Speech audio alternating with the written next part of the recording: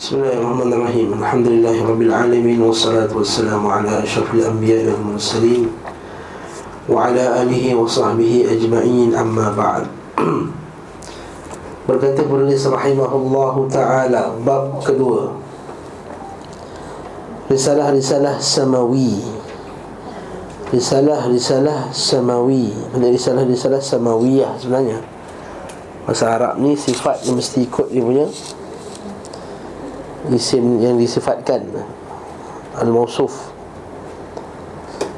Jadi kita kata risalah-risalah samawiyah, iaitu bab yang kedua ni, iaitu membincangkan berkenaan dengan, setelah kita bincang panjang berkenaan dengan Nabi, kenabian, dalil kenabian, bukti kenabian itu benar, dalil bahawa kebenaran Nabi, para anbiya, dalil kebenaran para Nabi Muhammad sallallahu alaihi wasallam, apakah perjuangan para anbiya ini, dan bukti-bukti dari Quran dan sunnah dan sejarah dan semua kitab-kitab yang kita baca sebelum ni.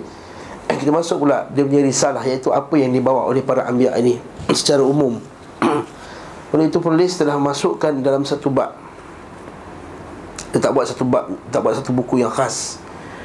Dia tak buat satu buku yang khas berkenaan dengan kitab-kitab. Sebenarnya bagus juga kalau buat satu buku akan bincangan Taurat, Injil, Zabur. Tapi dah jadi macam kitab comparative religion dah pula nanti. Yang penting kita nak apa yang Al-Quran dan Sunnah cerita pasal risalah-risalah samawiyah. Kenapa nama dia samawiyah, iaitu langit. Sama maksudnya langit. Samawi yang bersifat datang daripada langit. Ini merujuk pada risalah para anbiya sebelum Nabi Muhammad SAW dan juga pada zaman Nabi Muhammad SAW sendiri. Merujuk pada risalah Nabi Muhammad dan juga risalah sebelum Nabi Muhammad SAW yang sebelum risalah-risalah tersebut diselewengkanlah. Jadi kalau kita katakan Taurat itu kitab samawi tak? Ya, kitab samawi. Sebelum Taurat itu diselewengkan. Injil itu samawi tak? Yes, kitab samawi sebelum ia diselewengkan. Zabur, ya, kitab samawi sebelum ia diselewengkan. Tapi kalau kita sebut risalah samawiyah, dia logik. Tapi kalau agama samawiyah, kita tak boleh terima. Kita tak boleh terima kenyataan orang yang mengucapkan agama samawi. Maksudnya agama samawi itu apa? Dia kata agama Yahudi, agama Kristian itu agama samawi. Kita tak benar, mana boleh. Sebab samawi itu datang daripada langit. Datang daripada langit maksud datang daripada Allah Subhanahu wa ta'ala. Bila masa pula agama Yahudi dan Nasrani dan lain-lain ni datang daripada samawi, sedangkan dia adalah rekaan tangan-tangan manusia. Jadi bila kita ucapkan satu ucapan tu, kita pastikan bidab, tafsil. Kita kena bagi dhabit yang tepat supaya kita tak kata benda yang tak sepatutnya kita ucapkan. Bagi ramai kadang-kadang kita baca buku agama-agama samawi, agama-agama langit, setengah-setengah buku sejarah. Apa itu agama langit? Agama langit ada 3, Yahudi, Nasrani dan Islam. Ini tak benar. Ini dusta di atas nama Allah Subhanahu wa ta'ala. Faham tadi? Okey, kita dah bincang itu kan. Hari ini kita baca laju-laju. Jadi mana yang tak faham, stop dan tanya. Okey, saya akan straight je baca. Saya tak nak syarah panjang-panjang. Okey. Pertama, kewajipan beriman kepada seluruh risalah. Poin daripada fasal ini iaitu nak bagi tahu bahawa setiap orang Islam wajib beriman kepada risalah-risalah yang telah disebutkan oleh Allah dan Rasulnya dalam Quran dan Sunnah. Salah satu pokok keimanan adalah meyakini kebenaran risalah-risalah yang diturunkan oleh Allah kepada para hamba-Nya dengan perantara para Rasul dan Nabi-Nya. Iaitu rukun iman. Salah satu rukun iman adalah beriman dengan kitab risalah yang diturunkan oleh Allah kepada para hamba-Nya dengan perantara. Jadi kita dengan Allah ada perantara tak? Faris, ada perantara tak? Kita dengan Allah, tak kisah sekarang ke tak sekarang ke, kita dengan Allah ada perantara tak? Ha? Ada perantara tak? Tak ada. Fahami? Ada. Tak ada? Ada. Kenapa kamu kata tak ada? Akmal, Faris?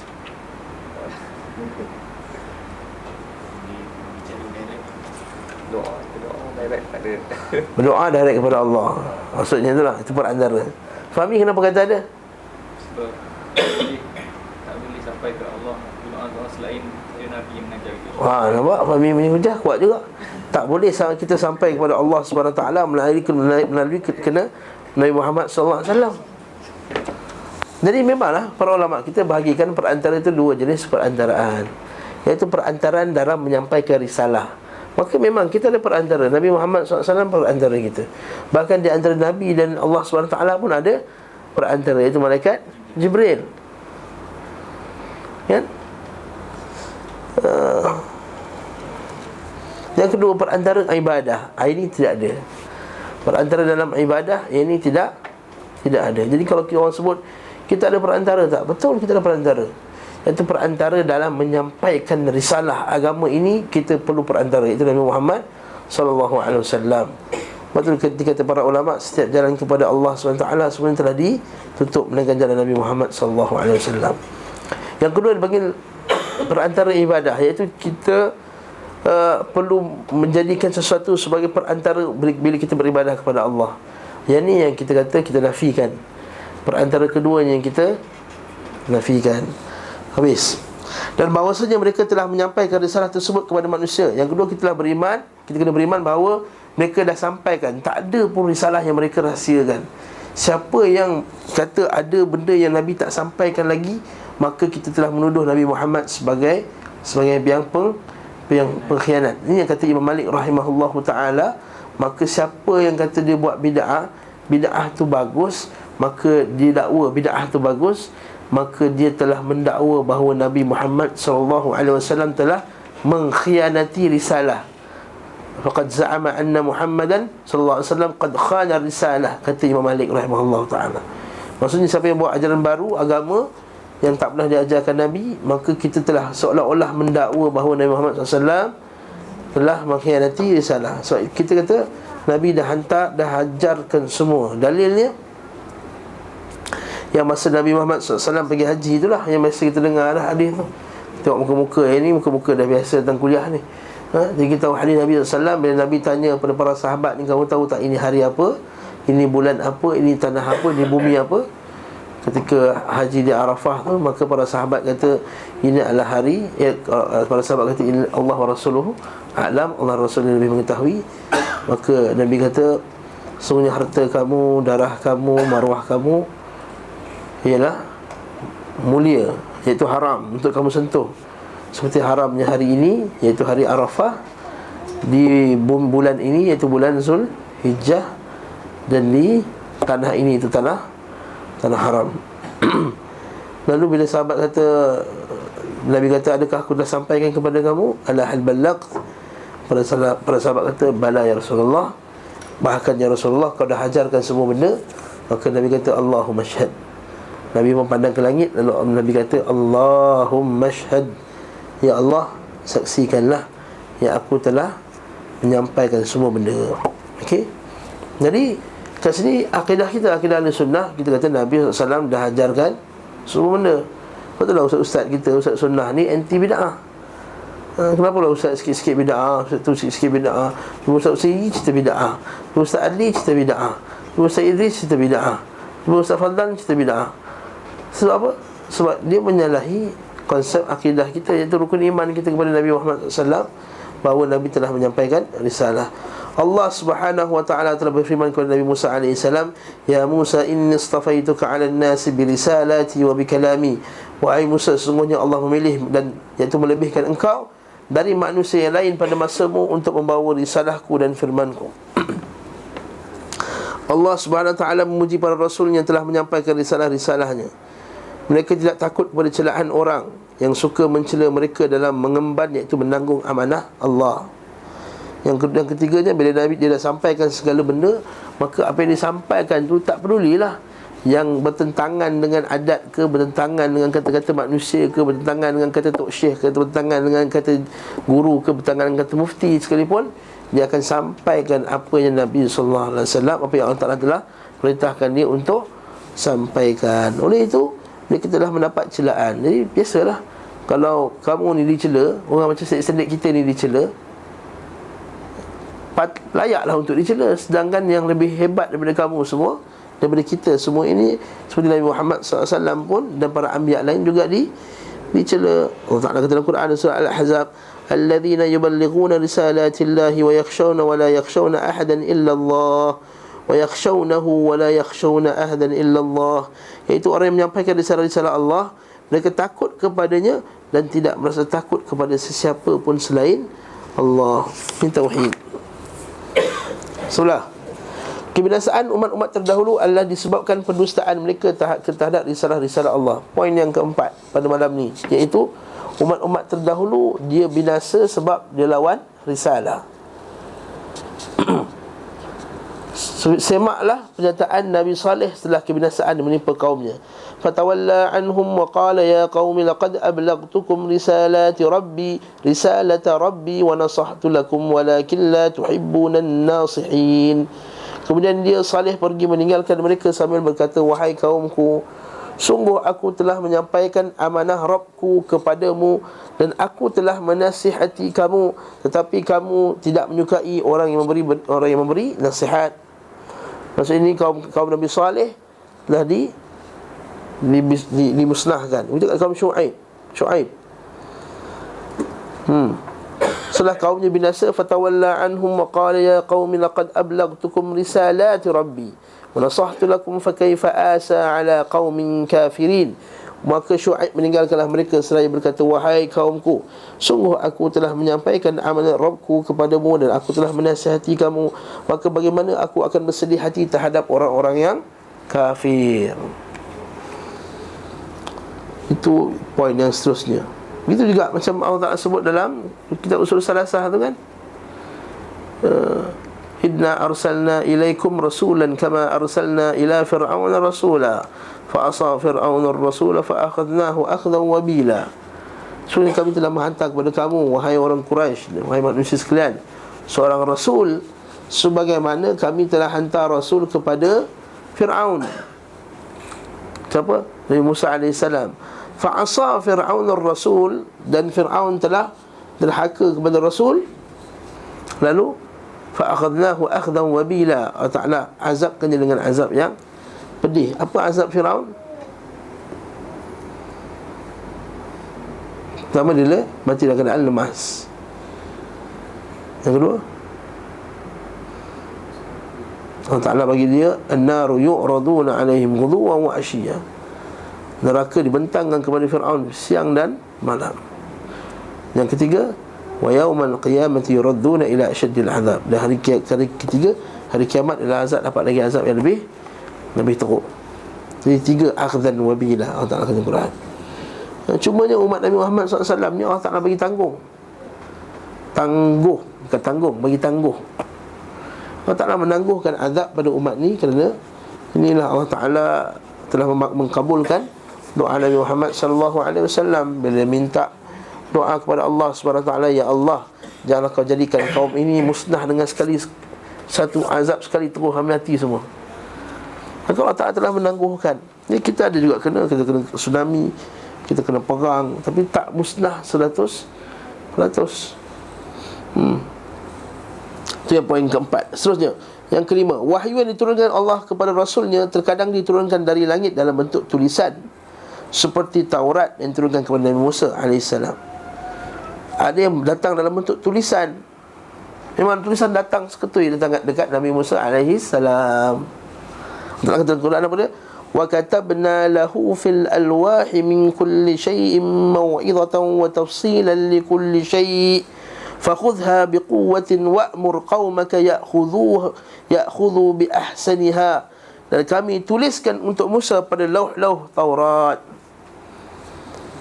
segala sesuatu sebagai pelajaran dan penjelasan untuk segala hal. Maka kami berfirman, berpegang teguhlah kepadanya, fakhudha biquwwah, pegang teguhlah kepadanya, wa'mur qaumak, dan suruhlah kaum kamu, ya'khudhu bi ahsaniha, dan pegang dengan sebaik-baiknya. Nampak? Datang dalam bentuk al-wah. tapi tak datang kat Nabi Muhammad SAW. Betul Allah Ta'ala kata Quran, walau nazzalna alayka kitaban fi qirtasin falamasuhu bi aydihim laqala alladhina kafaru in hadha illa sihrun mubin.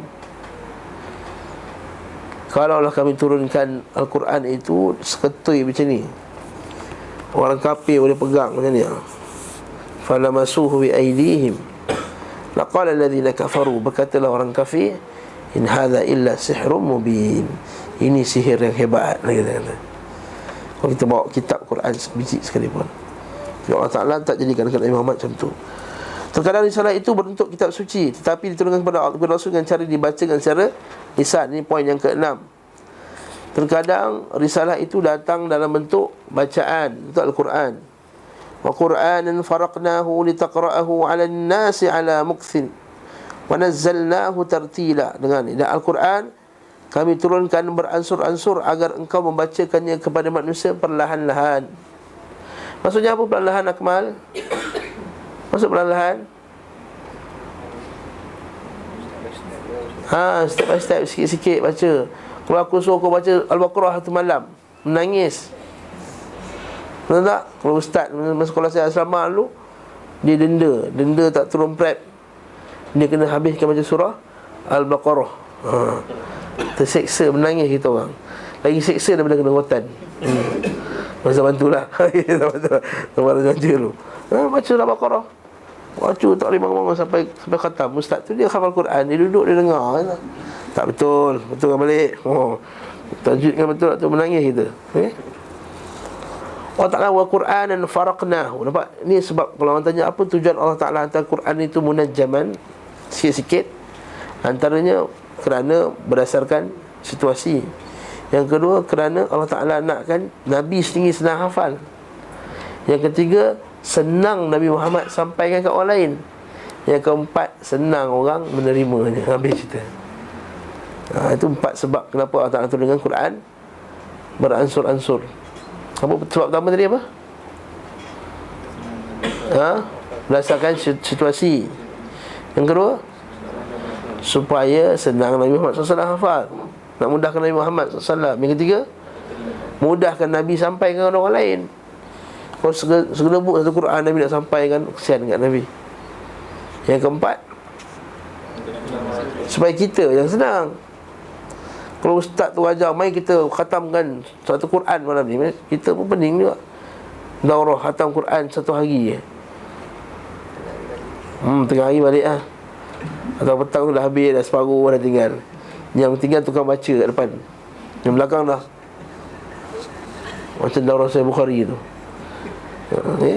Ustaz Sa'id tu. Barakallahu fikum. Jadi kat sini Allah Ta'ala kata apa? Faraqnahu litaqra'ahu 'alan nas, supaya kau boleh bacakan kepada manusia dengan perlahan-lahan. Ala mukthin wa nazzalnahu tanzila. Dan kami turunkannya secara bertahap. Tahap ni maksudnya apa? Quran tahap kan, daripada Allah Mahfuz ke langit dunia, daripada langit dunia ke bumi. Dari Allah Mahfuz ke langit dunia, daripada langit dunia ke bumi. Al-Quran ada dua penurunan. Ke bumi, iaitu kepada Nabi Muhammad SAW. Maksudnya Muhammad sampaikan kepada orang lain. Okey. Dan turun daripada Allah Mahfuz bukannya dia turun seketui Quran, seketui macam tu. Dia turun, maksudnya turun dengan kemuliaan. Sedangkan yang bacakan tu ialah malaikat Jibril alaihissalam. Dia bukan, kita kena betulkan, sebab kadang-kadang setengah ustaz dia sebut Quran tu dia turun seketui di ke langit dunia. Jadi dia kata daripada Allah Mahfuz ke langit dunia. Lalu Jibril ambil daripada mana? Jibril ambil Quran daripada Allah Mahfuz ke langit dunia. Betul tak tu? Salah. Itu Imam Suyuti tu akidah lawan dengan akidah ahli sunnah tu. Siapa yang beriman macam tu dia bukan ahli sunnah. Turunnya Quran dari Allah Mahfuz ke dunia ialah turun ikram, kemuliaan maksudnya. Tapi sebenarnya Jibril dengar daripada Allah Ta'ala, lepas tu Jibril sampaikan kepada Nabi Muhammad SAW. Sebab Al-Quran turun kepada Nabi Muhammad SAW dengan suara dan huruf, bisauti wal huruf, dengan suara dan huruf. Faham ke ni cerita ni? Quran dengan suara dan huruf. Dia bukan Quran Jibril baca dekat Lauh Mahfuz, tu Jibril cerita dekat Nabi Muhammad sallallahu alaihi wasallam. Bukan. Siapa yang beriman macam tu dia bukan ahli sunnah. Bahkan kalau zaman Imam Ahmad, dia Jahmi dah. Dia sebagai Jahmiyah dah. Hati-hati ya. Sempat aku nak pecut ni okay? Wahyu yang diturunkan dari langit terkadang berupa kumpulan tulisan seperti Suhuf Ibrahim, juga kitab-kitab diturunkan kepada Musa, Daud dan Muhammad yang kita belajar kat sekolah dulu kan SAW, iaitu suhuf. Suhuf ni ialah lembaran-lembaran yang kurang tebal daripada kitab. Wallahu a'lam. Saya tak nak tengok suhuf macam mana. Terkadang berupa wahyu. Ini cara bentuk wahyu lah. Satu tulisan, satu cakap terus. Yang ketiga bentuk lembaran-lembaran. Yang keempat, wahyu yang diilhamkan kepada Rasul atau Nabi, bukan berupa kitab suci, sebagaimana yang wahyu turun kepada Nabi Ismail, Ishaq, Yaqub, Al-Asbat. Wahyu turun kepada Nabi kita selain Al-Quran. Maksudnya wahyu je, tapi bukan kitab suci. Seperti juga yang kita bincang sebelum ni kan, wahyu ni ialah perkhabaran daripada Allah. Ada perkhabaran daripada Allah yang bukan bersifat seperti satu kitab. Apa dalilnya? Seperti Allah Ta'ala kata dalam Quran itulah. Beriman kepada seluruh wahyu yang turunkan kepada hukumnya wajib. Allah Ta'ala berfirman, Qulu amanna billahi wa ma unzila ilayna wa ma unzila ila Ibrahim wa Ismail wa Ishaq wa Yaqub wal asbaq wa ma utiya Musa wa Isa wa ma utiya an-nabiyyuna min rabbihim la nufarriqu baina ahadin minhum wa nahnu lahu muslimun. Katakanlah kami beriman kepada Allah dan kepada apa yang turunkan kepada kami. Nampak? Katakanlah kami beriman. Maksudnya arahan untuk beriman kepada Allah dan beriman kepada kitab. Dan apa yang turunkan kepada Nabi Ibrahim, Ismail. Kitab apa yang turunkan kepada Nabi Ismail? Saya tanya soalan. Kitab apa? Mana ada wahyu je kan? Ini saya maksudkan oleh penulis, iaitu wahyu saja yang turun. Ishaq, Yaqub, anak cucunya Asbab. Dan kepada apa yang diberikan kepada Nabi Musa dan Isa, serta kepada apa yang diberikan kepada Nabi-Nabi daripada Rabb mereka.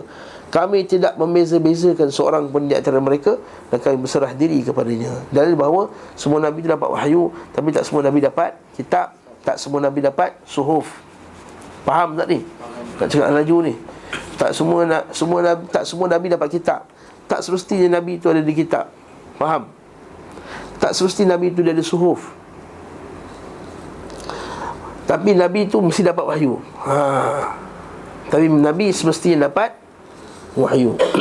Dan Allah mengatakan kepada Rasulnya, wa qul amantu bima anzalallahu min kitab wa umirtu li'adila bainakum. Dan katakanlah, wahai Muhammad, aku beriman kepada kitab yang diturunkan Allah, dan aku diperintahkan agar berlaku adil di antara kamu. Dan kepada kaum mukminin, Allah SWT berfirman, ya ayyuhalladzina amanu aminu billahi wa rasulihi wal kitabil ladzi nazzala ala rasulihi wal kitabil ladzi anzala min qabl.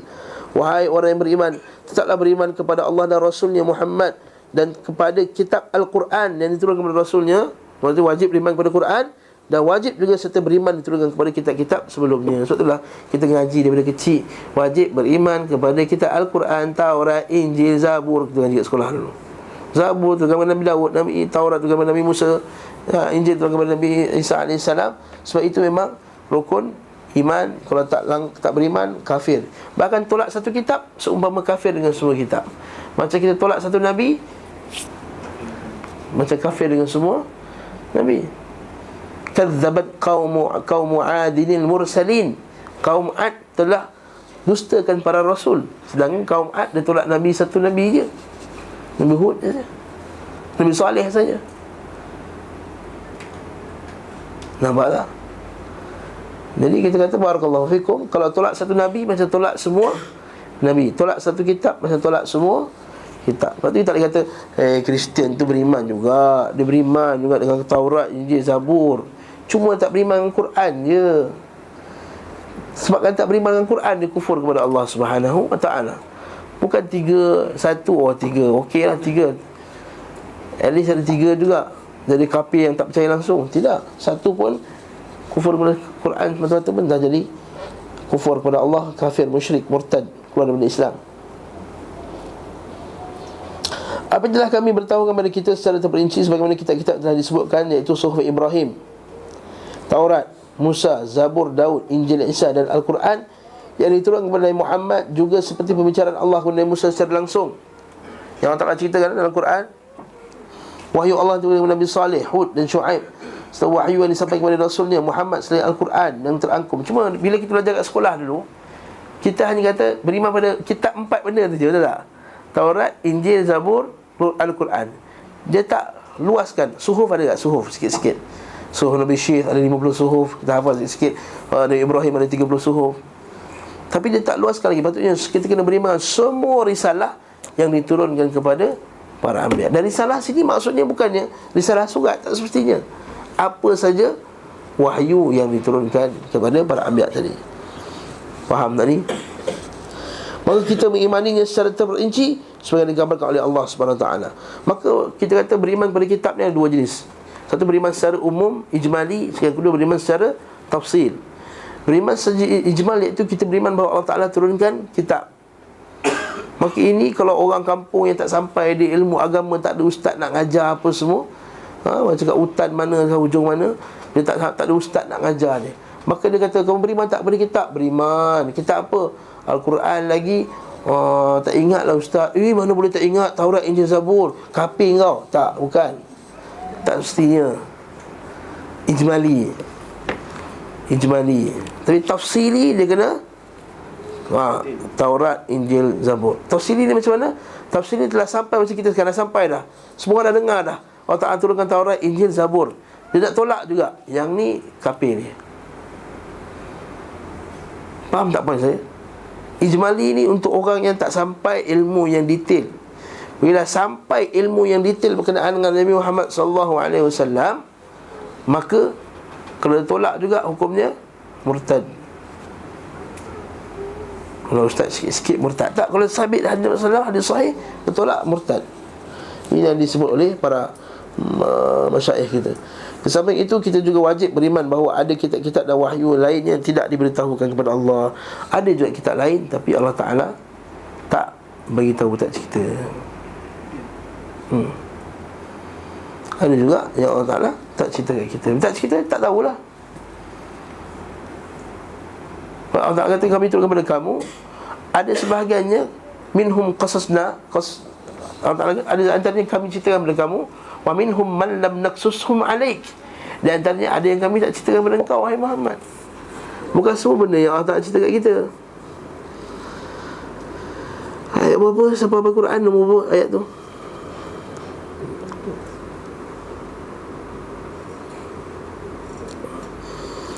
Surah An-Nisa ayat 84.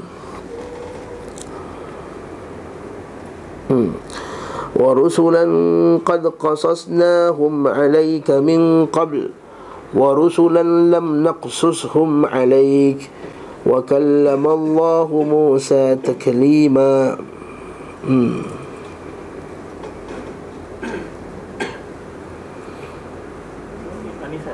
An-Nisa ayat 164.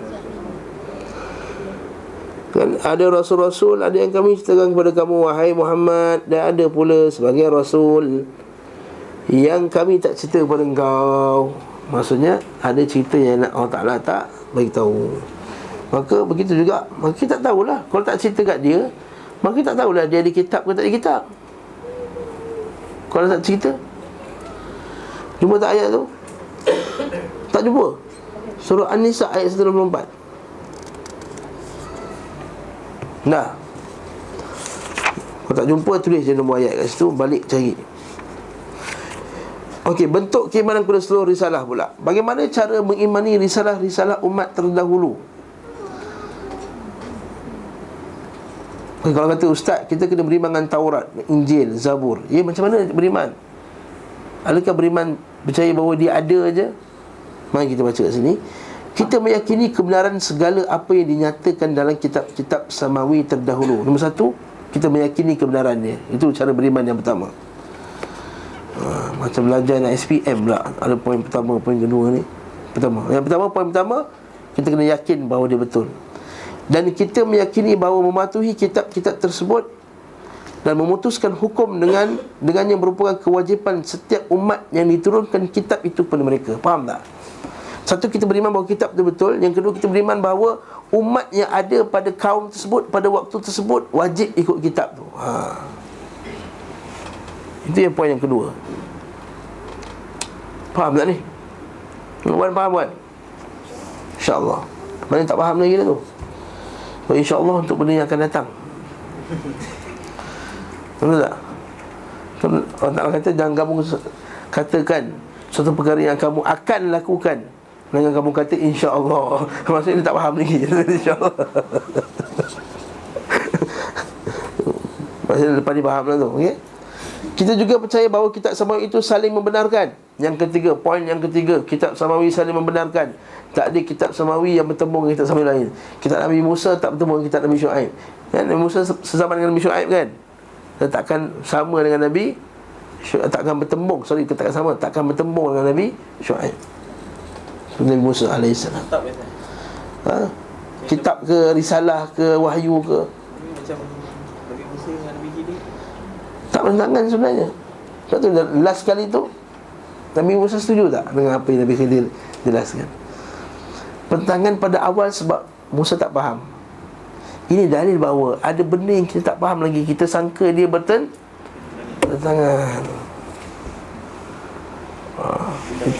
Syariat ada berbeza-beza. Syariat beza-beza, nah. Tapi usul dia tak berbeza. Usul takkan bertentangan. Detail mungkin beza.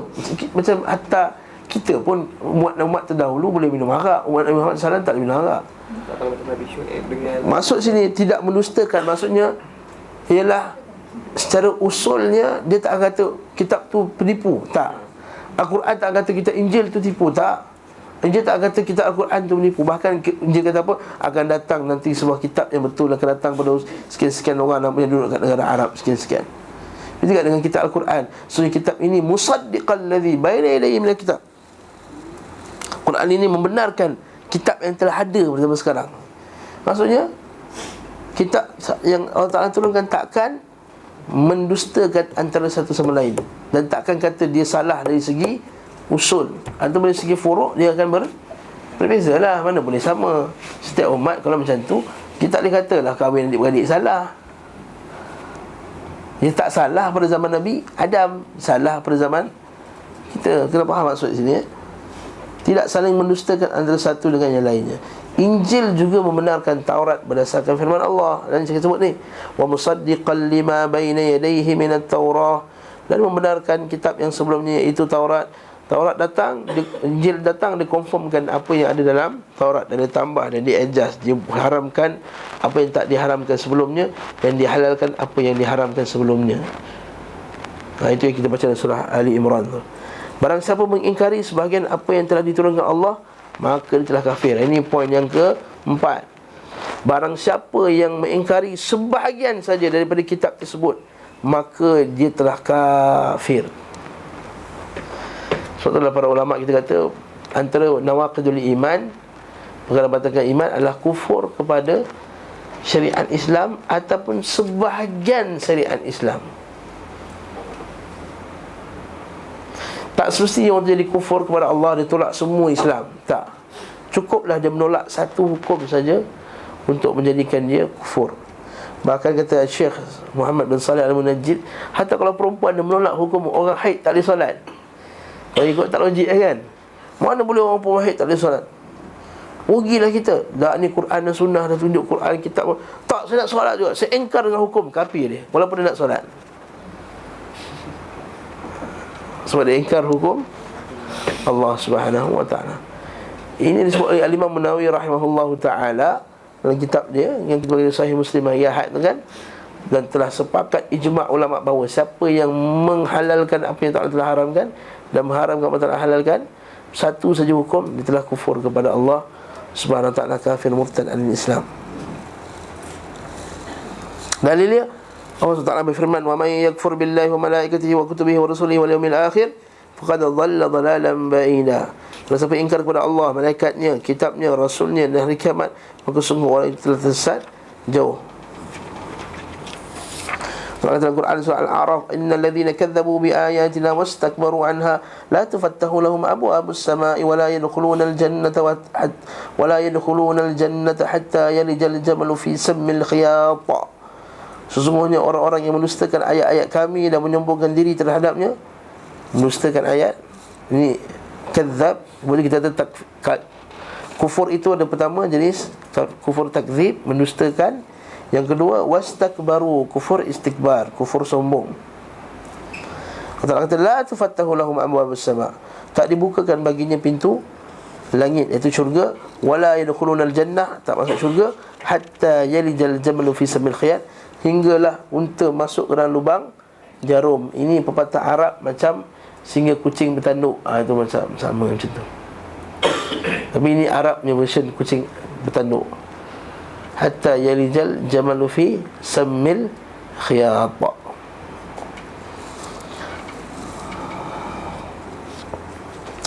Poin yang keenam, kita juga meyakini bahawa syariat-syariat yang datang kemudian menghapuskan syariat yang terlebih terdahulu. Ini poin yang keenam, yang kemudian akan menghapuskan yang sebelum, kalau dia datang pada kaum yang sama.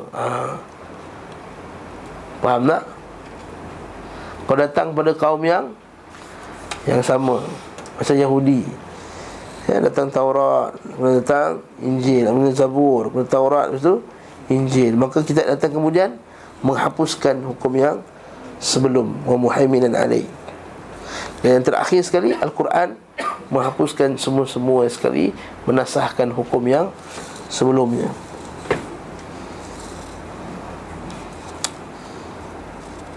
Maka bila kita faham masalah ni, maka tak adalah orang kelang kabut lagi, kita ni boleh buat bina atas kubur. Sebab apa? Pada zaman Bani Israel dulu, bila Ashabul Kahfi lepas dia meninggal, orang buat bina atas kubur dia. Ketika itu raja yang suruh buat bina atas kubur. Tengok-tengok tu dalam Quran surah Al-Kahfi ada. Tak ngaji ke bab ni? Dia kata barakallahu fikum, Allah Ta'ala dah kata, itu ialah kaum Bani Israel yang binaan atas kubur tadi tu, bukannya umat Nabi Muhammad sallallahu alaihi wasallam. Yang kedua, zaman Nabi Sulaiman, maka dia ada satu patung, kemudian mereka mengagung-agungkan patung tersebut. Maka dia kata, ni dah boleh buat patung, jadi paling kita buat patung. Sebab apa? Dalam Quran sebut pasal Nabi, zaman Nabi Sulaiman. Baru tadi kita bincang, kita meyakini bahawa Al-Quran, kitab yang datang kemudian, yang menghapuskan hukum-hukum yang sebelumnya. Dan hukum pembina-binaan di atas kuburan telah dihapuskan dengan Al-Quran dan Sunnah Nabi sallallahu alaihi wasallam. Juga hukum membuat patung-patung manusia yang benda yang hidup telah dihapuskan oleh syariat Nabi Muhammad sallallahu alaihi wasallam. Apa jadi? Dahulu Allah menghalalkan kepada anak Adam menikahkan anak lelaki dengan anak perempuannya, namun kemudian hukum ini dihapuskan.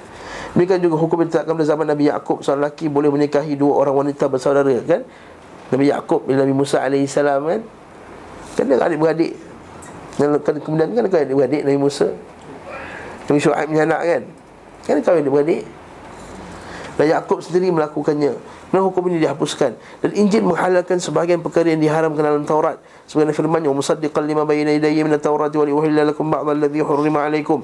Dan sebagai seorang yang benarkan Taurat yang datang sebelumku, dan agar aku menghalalkan bagi kamu sebahagian daripada apa yang telah diharamkan sebelumnya.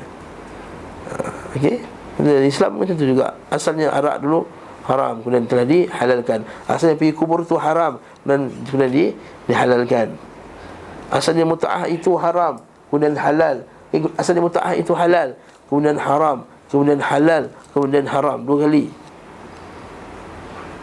nikah mut'ah.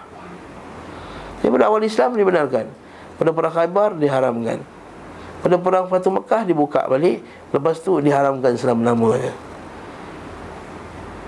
Kalau kita ngaji kitab Bulughul Maram tu, insya-Allah. Itu poin yang ke-6 tadi. Ketujuh ke 6 tadi? Poin yang ketujuh, Al-Quran juga banyak menghapuskan hukum-hukum yang ditetapkan dalam Taurat dan Injil. Poin ketujuh maksudnya Al-Quran hapuskan semua sekali yang sebelum-sebelumnya. Itu cara kita nak beriman dengan kitab-kitab sebelumnya. Baik, kesimpulan Akmal, yang pertama, beriman kitab-kitab sebelumnya. Bagaimana cara kita beriman dengan risalah? Nombor satu, ni kebenaran. meyakini kebenaran. Yang kedua, Faris sambung. Kaum tersebut wajib ikut. Wan? Ya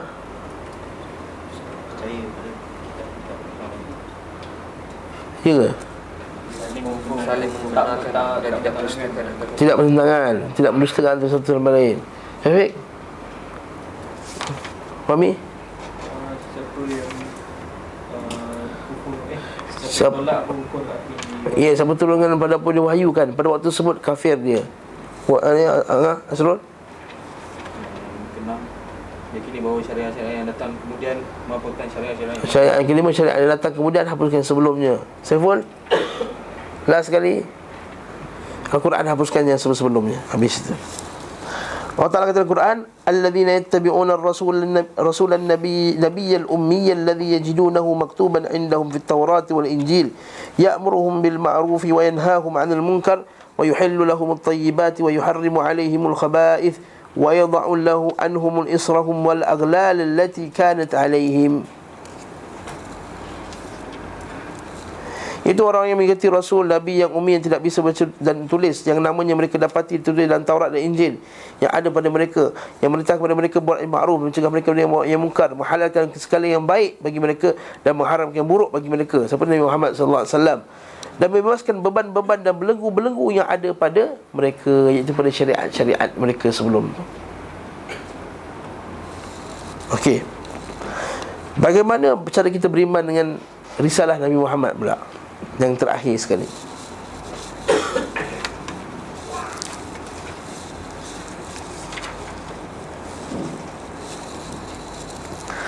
beriman kepada kitab-kitab samawi terdahulu bererti meyakini kebenarannya. Dah sebut sebelum ni kan. Namun sebatas meyakini kebenaran Al-Quran saja tidaklah cukup. Al-Quran itu betul tak? Betul. Tetapi pembenaran itu haruslah disertai dengan upaya, iaitu usaha, melaksanakan perintah-perintah dan meninggalkan larangan-larangan yang terdapat di dalamnya. Maka cara beriman dengan Al-Quran, iaitu pertama kita yakin dia benar. Yang kedua kita kena usaha untuk melaksanakan segala perintahnya dan meninggalkan larangan daripada kitab tersebut. Allah Ta'ala kata dalam Quran, Alif Lam Mim Sad, Kitabun unzila ilaika fala yakun fi sadrika harajun minhu litunzira bihi wa dhikra lil mu'minin ittabi'u ma unzila ilaikum min rabbikum wa la tattabi'u min dunihi awliya qalilan ma tadhakkarun. Alif Lam Mim Sad. Inilah kitab yang turun kepadamu wahai Muhammad, maka janganlah engkau sesak dada kerananya. Apa maksud dia? Sesak maksudnya susah nak hafal, susah nak sampaikan, susah nak ini. Minhu litunzira bihi wa dhikra lil mu'minin, agar engkau memberi peringatan kepada kitab itu dan menjadi pelajaran bagi orang yang beriman. Poin daripada ayat ni, ittabi'u. Ini poinnya, ittabi'u ma unzila ilaikum min rabbikum. Ikutlah apa yang turun kepadamu dari Rabbmu, iaitu Quran dan Sunnah. Wala tattabi'u min dunihi awliya. Jangan ikut yang lain. Sebab itulah kita kata, siapa yang ikut lain daripada Quran, yang mentangkan Quran dan Sunnah, maka kufur dia, keluar daripada jalan Al-Quran dan Sunnah, sesat dia. Kamu ikutilah selain daripada dia sebagai pemimpin, sedikit sekali kalangan kamu mengambil pelajaran. Menguraikan poin tu banyak Allah Ta'ala sebut dalam Quran, Allahu waliyul ladzina amanu dan seterusnya. Al-Quran merupakan satu-satunya kitab samawi yang sampai kepada kita setelah diutus Nabi Muhammad sallallahu alaihi wasallam. Ini poin yang kedua. Poin yang ketiga dia kata, Al-Quran satu-satunya kitab samawi yang sampai kepada kita selepas Nabi Muhammad sallallahu alaihi wasallam diutuskan. Tak ada kitab lain. Maka ada usaha untuk menggabungkan kitab-kitab Taurat, Injil dan Zabur apa semua, dan dia buat satu agama baru dekat India dulu kan, Akbar Khan apa semua tu. Dia nak buat nama ni Din Ilahi. Dia dengar tak? Din Ilahi ni kalau dia nak gabungkan semua benda yang baik dalam setiap agama. Rasulullah pernah bersabda kepada para sahabat, abshiru fa inna hadzal Qur'an tarafuhu biyadillah wa tarafuhu biyadikum fatamassaku bihi fa innakum lan tahliku wa lan tadhillu ba'dahu abadan. Bergembiralah, sungguhnya Al-Quran ini bahagian pangkalnya di tangan Allah, bahagian hujung di tangan kalian, maka berpeganglah teguhlah kepadanya. Ini hablullah kan, pegang kamu kepada tali Allah. Ini maksudnya. Dan sungguhnya kalian tidak akan binasa dan tidak akan sesat setelahnya untuk selama-lamanya. Macam hadis Nabi SAW, peganglah pada tali Allah, wala tattabi'u khutuwati syaitan, wa'tasimu bihablillahi jami'an wala tafarraqu. Jadi Al-Quran adalah pelindung dari kesesatan dan kebinasaan bagi orang yang berpegang teguh dengan betul ayat tu, dari kesesatan dan kebinasaan. Maksudnya pelindung dari kesesatan dan kebinasaan. Ayat tu dia macam bagi orang yang berpegang teguh kepadanya. Tak ada koma. Nabi kerap kali menganjurkan umatnya agar berpegang teguh pada kitab Al-Quran ini. Dalam salah satu khutbahnya beliau bersabda, dengar khutbah ini, amma ba'd ala ayyuhan nas fa innama ana basharun fayushik an ya'tiya rasulu rabbi fa ujib wa ana tarikum fikum thaqalain awwalahuma kitabullah fihi al-huda wan nur man istamsaka bihi wa akhadha bihi kana 'ala al-huda wa man akhta'ahu dhalla fakhudhu bikitabillahi wastamsiku bih wa ahli baiti udhakkirukumullah fi ahli baiti. Ini kan Syiah pakai hadis ni kejap lagi. Selanjutnya, ketahuilah wahai manusia, sesungguhnya aku hanyalah seorang manusia biasa. Tidak lama lagi malaikat maut utusan Rabbku akan datang kepadaku untuk menjemputku, sehingga aku harus memenuhinya. Aku meninggalkan untuk kalian dua perkara yang besar. Pertama, kitab Allah, yang di dalamnya terdapat petunjuk dan cahaya. Barang siapa berpegang teguh kepadanya dan menjadikannya sebagai pedoman, maka ia berada di atas petunjuk. Dan barang siapa yang terluput daripadanya, maka dia tersesat. Dia suka nak cari orang kafir punya cara penyelesaian, tu tak? Pandang timur lah, pandang barat lah, pandang utara lah, pandang selatan lah. Cara cek Quran dulu, penyelesaian dulu. Ada masalah keluarga, cek Al-Quran, cara penyelesaian dulu. Ada masalah ekonomi, cari cara penyelesaian Al-Quran dulu. Ada masalah masyarakat, cek penyelesaian Al-Quran dulu. Ada masalah jiwa, cek penyelesaian Al-Quran dulu. Miskin, cek penyelesaian Al-Quran dulu, cara menangani kemiskinan. Maka jadikanlah kitab Allah Subhanahu wa ta'ala sebagai pedoman kalian dan berpegang teguhlah kepadanya. Yang kedua, ahlul baitku, peganglah kepada kamu ahli baitku. Aku peringatkan kalian akan hak Allah pada ahli baitku. Aku peringatkan kalian akan Allah pada ahli baitku. Betul, dia kata peganglah kepada ahli bait. Kenapa? Kenapa macam pelik ke? Tak pelik lah. Sebab Nabi juga suruh pegang kepada sahabat dia. Nabi juga suruh pegang kepada ahli bait dia. Sebab mereka ni semua ialah orang yang telah bersama dengan Nabi SAW. Dan Nabi kata pegang pada ahli baitku, iaitu pegang kepada ahli baitku yang ikut sunnahku. Itu poin dia. Bukan semata-mata ahli bait saja. Sebab tu ahli sunnah ni kaedah dia senang. Ahli bait itu kita sayang kepada semua orang yang beriman. Bila dia jadi ahli bait, lagilah dia tambah kesayangan kita kepada dia. Namun kalau dia kononnya dia keturunan Nabi tapi tak ada iman kepada Allah, maka kita tak menjadikan dia lebih kita sayang daripada orang yang beriman kepada Allah Subhanahu wa ta'ala. Syarat dia yang pertama ialah beriman kepada Allah. Sebab tu bila Nabi kata ada satu puak tu, adik-beradik Nabi SAW juga, bangsa Bani Hashim apa semua. Bila lalu kata, ya Rasulullah, itu puak-puak tu adik-beradik kamu ni. Nabi kata, innahum laisa li bi'al. Mereka innahum laisu li bi'al. Mereka itu bukan adik-beradik aku. Nabi nafikan ke adik-beradik dia, ke adik-beradikan dia, maksudnya geng dia, adik-beradik dia. Sebab apa? Mereka tu syirik kepada Allah Subhanahu wa ta'ala. Itulah kita kata, kalau dia ahli bait, kemudian dia beriman, bertakwa kepada Allah Ta'ala, memang layak untuk kita hormat. Macam kita tak bagi duit zakat kat dia, tak bagi duit sedekah kat dia, tak boleh bagi sedekah. Dia kata, katakan akmal li ahli bait, mana saya sedekah sekali lipat dia benci, tak boleh makan dia, mampus lah. sedap macam mana pun dia tak boleh makan. Kau kata ni hadiah, baru dia boleh makan. Sebab Nabi takkan makan harta sedekah. Jadi bila pegang pada ahli bait, bukan maksud. Yang kedua, ahli bait dia bukan orang Parsi je. Ini masalah Iran Syiah. Ahli bait semua yang ada beradik dan keturunan Ali yang kahwin dengan yang Parsi tu. Sedangkan Ali pun ada kahwin dengan perempuan Bani Hanifah yang kita sebut tu kan, Muhammad bin Al-Hanafiyah tu. Siapa tahu Nabi Sayyidina Ali ada anak nama Muhammad bin Al-Hanafiyah? Tak tahu kan. Dia kahwin dengan seorang perempuan Bani Hanifah masa perang dengan lawan orang-orang yang Nabi palsu tu. Sebelum perempuan tu dia bebaskan perempuan tu kerana Ali kahwin dengan perempuan tu. Dan nama anak Muhammad bin Al-Hanafiyah. Dan dia ulama tabi'in yang terkenal. Masya Allah. Ada siapa quote dia? Syiah ada quote dia tak? Mampu tak ada. Yang Nabi daripada Iran. Yang muka tu muka-muka Iran tu. Mesti kening dia. Betul kan? Cuba yang tebal dan seterusnya. Itu cerita lain. Kalau lambat habis kitab. Tak ada jalan lain untuk keluar dari berbagai cubaan yang merambat kehidupan seorang Muslim dan membinasakan umat ini kecuali dengan berpegang teguh pada kitab Al-Quran ini. Betapa indah sifat yang disandang oleh kitab Allah ini.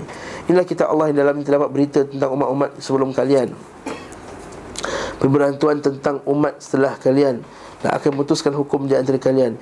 Kitab yang berisi keterangan yang membedakan antara hak dan yang batil, bukan senda gurau. Waktu Al-Quran tak boleh buat senda gurau. Quran tak ditambah-tambah kat dinding-dinding buat perhiasan. Quran tak dia buat khot pelik-pelik orang tak nampak pun dia tulis tu, bukan. Bahkan kata Syekh Saleh Fauzan, Quran tu kalau kamu tampal kat dinding, kemudian kamu pasang cerita. Tengok cerita tu ada perempuan tak menutup aurat dengan betul, ada nyanyi-nyanyi, ada maksiat. Kemudian ada ayat Quran kat tepi tu. Macam kedai makan. Dia pasang ayat memayattaqillaha. Kemudian dia pasang lagu rock kat situ. Memayattaqillaha macam mana? Ja'alahu makhraja. Barang siapa yang meninggalkan Al-Quran kerana kesombongan, maka Allah akan membinasakannya. Dan barang siapa mencari petunjuk pada selainnya, nescaya Allah Ta'ala akan menyesatkannya. Kitab ini adalah tali Allah yang kuat, nasihat yang bijaksana dan jalan yang lurus. Kitab yang dengannya hawa nafsu tidak akan menyimpang dan tidak membuat lisan keliru. Keajaibannya tidak akan pernah habis. Ya, bayangkanlah 1400 tahun tajuk PhD daripada Quran tak pernah ada. Tak boleh kata sudah habis dah tajuk PhD pasal Quran, tak ada. Ada je tajuk. Sentiasa ada je tajuk berkenaan dengan Al-Quran, nizam Al-Quran, hukum akal Al-Quran dan seterusnya. Dan tidak membuat ulama merasa puas mengambil manfaat daripadanya. Barang siapa yang berkata dengannya, maka benarlah ucapannya. Nampak ni? Siapa yang berkata dengan Quran, maka benarlah ucapannya. Cakap dalam Quran, cakap dalam Quran. Yang siapa yang mengamalkannya akan diberi ganjaran pahala. Siapa yang memutus hukum dengannya akan adil keputusannya. Dan siapa yang mengajak manusia kepadanya, maka ia diberi petunjuk ke jalan yang benar dan lurus.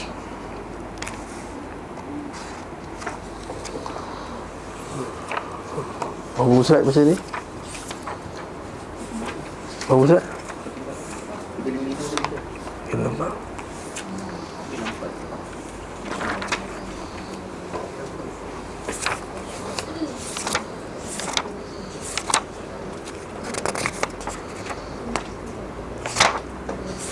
Dah setengah dah tu. Orang tengok jam dah tu. Okay lah, last kita buat kelas terakhir.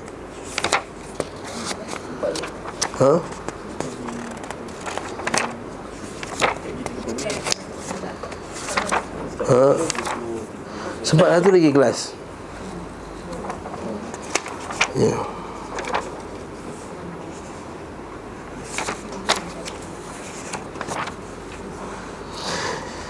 Tajuk yang ni tak boleh laju-laju sebab ayat Quran banyak.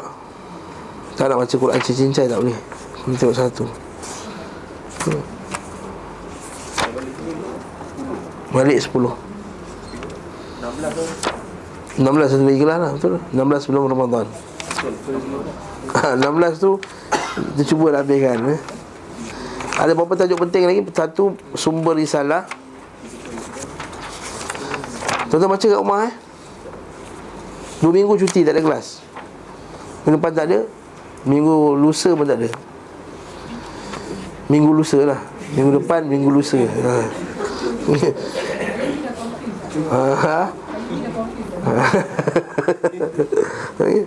Risalah umum dan risalah khusus kita akan tengok nanti. Awal masuk risalah umum dan risalah khusus, dan macam mana Allah Ta'ala menjaga risalah. Dan last sekali persamaan dan perbezaan antara risalah-risalah samawiyah. Tak banyak sangat lah, sikit je.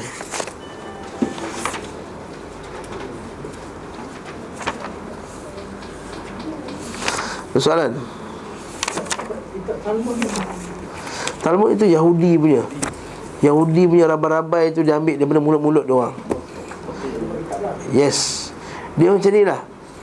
Kitab mereka tu macam kitab ni palsu lah kita kata. Macam kitab nuklian-nuklian daripada rabai-rabai tentang agama Yahudi. Kita sihir kan? Juga kitab sihir, dalam tu ada sihir dan semua benda-benda lah, semua mengepek-epek malam tu lah.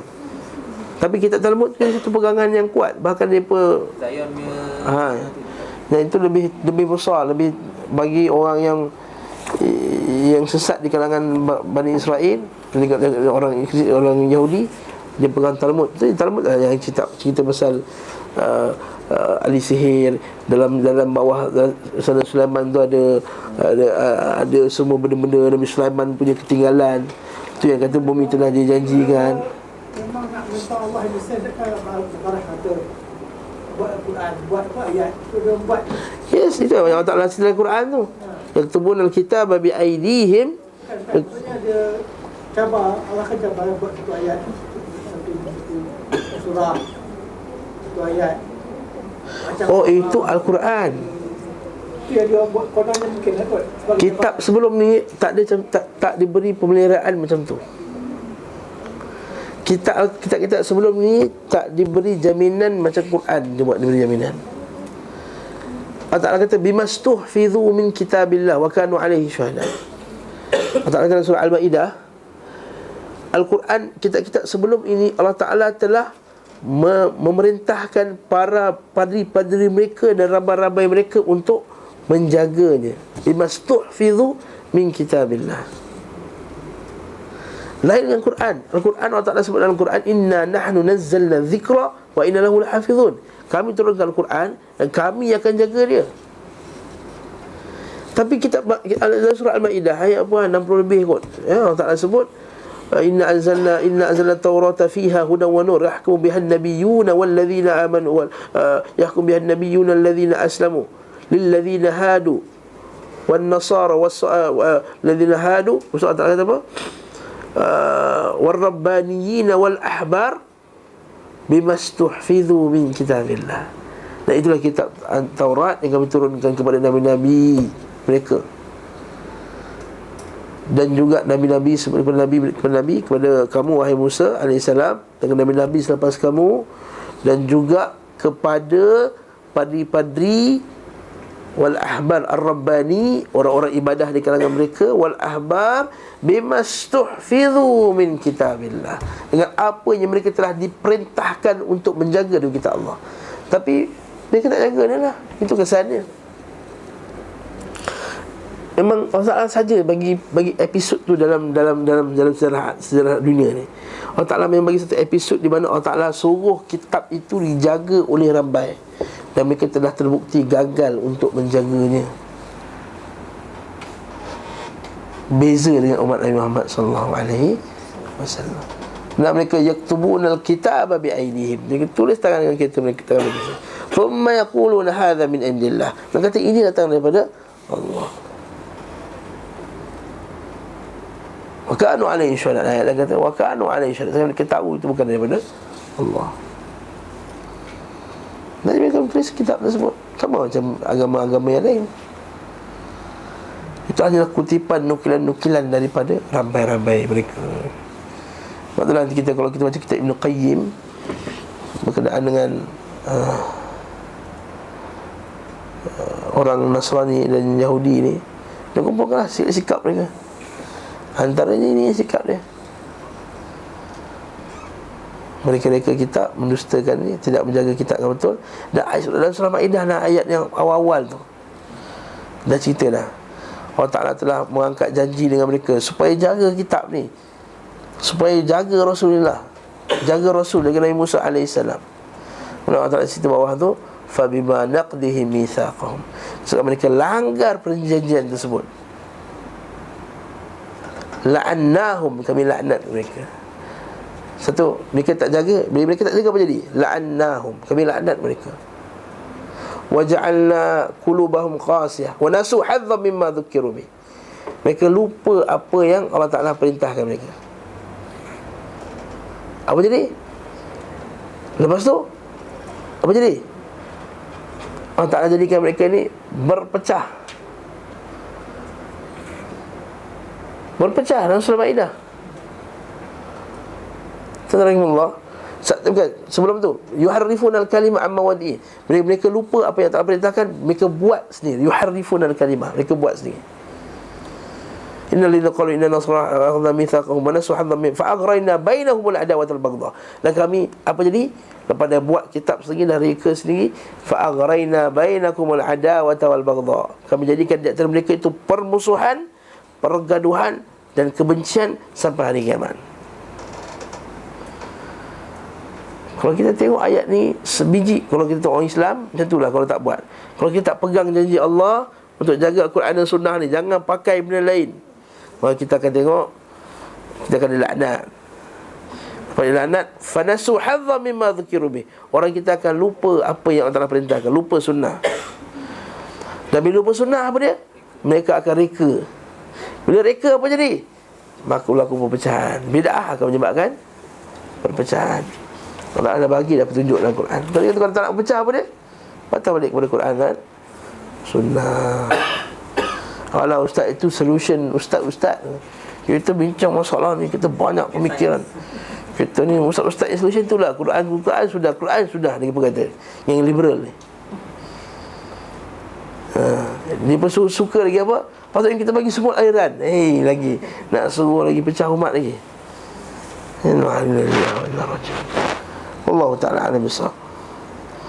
Terus soalan tu, sikit lagi nak khatam kitab ni insya-Allah. Bukan target nak khatam kitab sebenarnya. Ustaz ni target nak khatam, bukan. Sebab ada benda dalam kitab ni yang kita dah biasa dengar. Yang tadi bab yang akhir tadi, yang Quran ni lah sebagai hidayah, Quran ni petunjuk. Mana-mana ceramah ustaz cerita benda tu. Jadi tak naklah ulang banyak kali benda tu. Kita nak tahu apa poin-poin yang kita tak tahu lagi dalam kitab ni, macam persamaan, perbezaan apa semua, supaya kita boleh buka tu lah. Para ulama kita ajar kita baca kitab.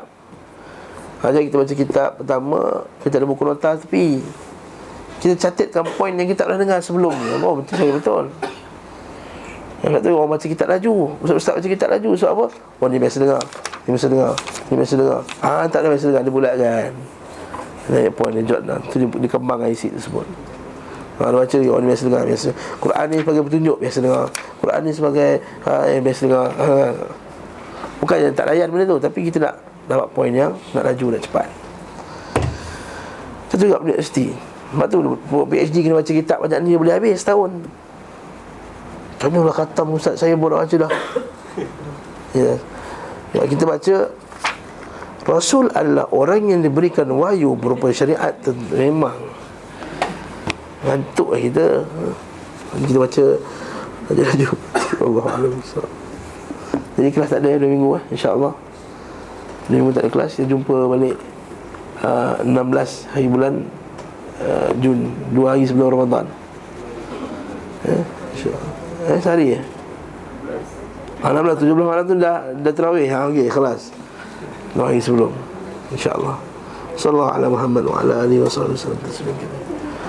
Alhamdulillahirabbil alamin. Assalamualaikum warahmatullahi wabarakatuh.